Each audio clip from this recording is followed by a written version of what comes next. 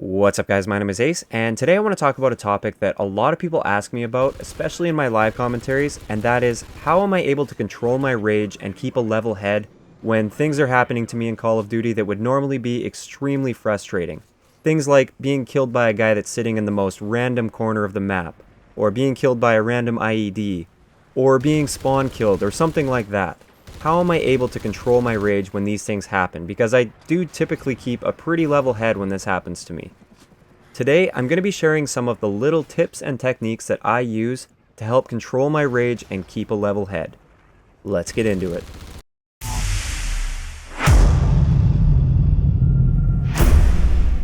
Alright, so I want to start this one off talking about the number one thing that people will say, the number one solution to controlling your rage is it's just a game, so just treat it like a game.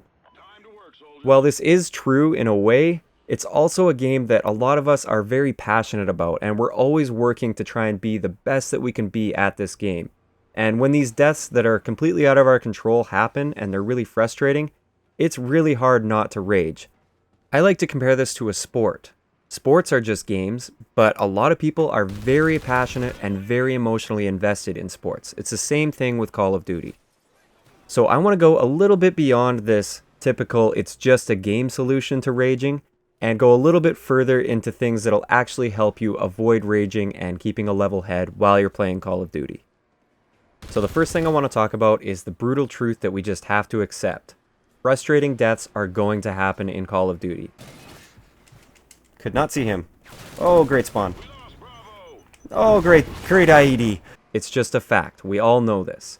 The best we can do is try to minimize the number of these deaths, but they are still going to happen. So when these deaths do happen, just ask yourself, was there realistically anything I could have done to prevent that death? If there was, then learn from it and try to improve in the future and work on that area of your game. If there wasn't anything you realistically could have done, then just move on. There's no point in getting angry. And this leads me to my next point, which is getting angry will only make things worse for you.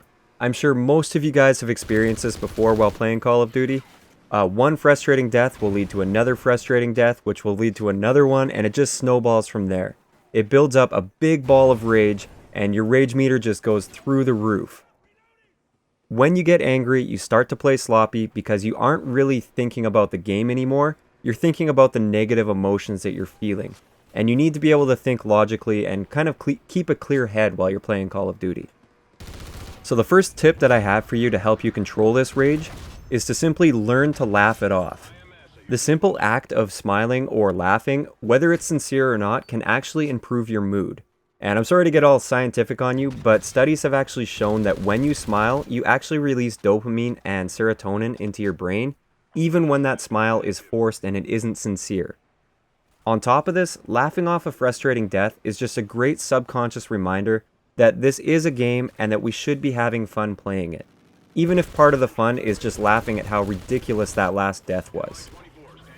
The next little tip that I'm going to share with you may seem a little bit odd and kind of on the spiritual side, but it does have some scientific backing and I will explain it. So this tip is just breathe. I'm not saying you have to go and meditate for 20 minutes a day or anything like that, although I do recommend doing that because it does have a ton of benefits. I'm just saying take your mind off the game for 5 to 10 seconds after you have a really frustrating death. Take a nice, calm, deep breath in, and then exhale, and then get back into the game. It's as simple as that. Now, when you do take this breath, you want to breathe in through your stomach and not through your chest. The reason for this is when you breathe in through your chest, you can actually tense up a little bit, whereas when you breathe deep down into your stomach using your diaphragm, you can slow your heart rate down and actually reduce your blood pressure. Another thing this does when you take a deep breath and exhale fully is you actually get rid of the dead air in your lungs. Most of us only really use a small portion of our lungs at any given time, and because of that, we get sort of like dead air that just sits in our lungs, and it doesn't contain any oxygen. By getting rid of all this dead air, we open up more room for fresh, oxygenated air, which goes straight into our bloodstream and allows us to focus. Now, I know probably a lot of you guys at this point are thinking, wow, what a nerd for coming up with this to help control rage in a video game. But this actually comes from the principles that I teach for marksmanship. Before I make a shot with my rifle, I always take a few breaths like this, and the difference it makes in my accuracy and my ability to steady my rifle is insane. All of these principles transfer over to both stressful situations in your life, as well as situations that require a lot of focus. Situations like frustrating deaths in Call of Duty. Okay, so the last tip, and probably the most important tip for controlling your rage that I can share with you today, is recognize that you aren't the invincible Call of Duty god that you think you are, and it is possible that you just got outplayed.